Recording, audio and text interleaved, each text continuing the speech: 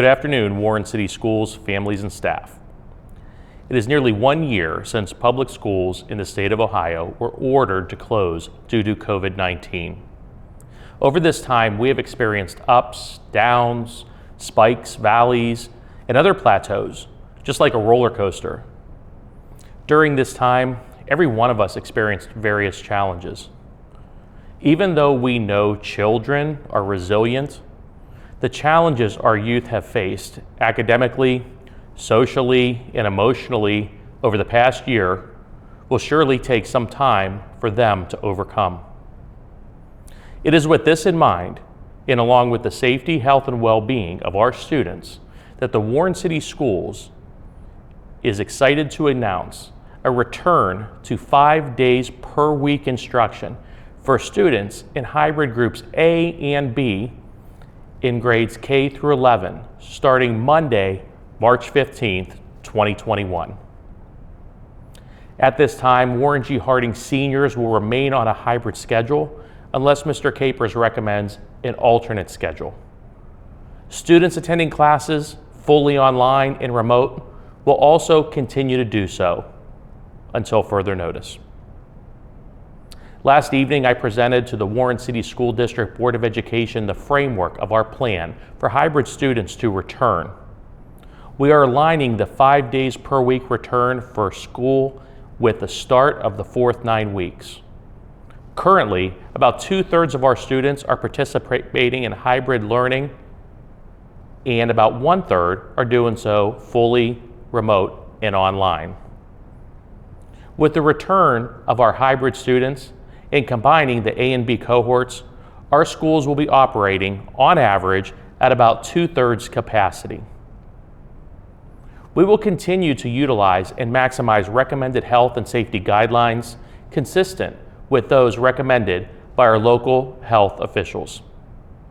Students and adults will be required to wear facial coverings at all times unless permitted to remove them during a mask break or while actively eating or drinking. Plexiglass desk shields are available for student and teacher desks and during lunch times. Hand sanitizer and sanitizing stations are most everywhere in our schools, and they are well supplied. Social distancing of 3 to 6 feet will be observed at all times, consistent with the Ohio Department of Health's acceptance of the American Academy of Pediatrics recommendations. We are confident that we can maintain the mandated health and safety standards for our students and staff, provided health conditions remain consistent. There will be some adjustments to our student school day. Start times at all schools will remain the same.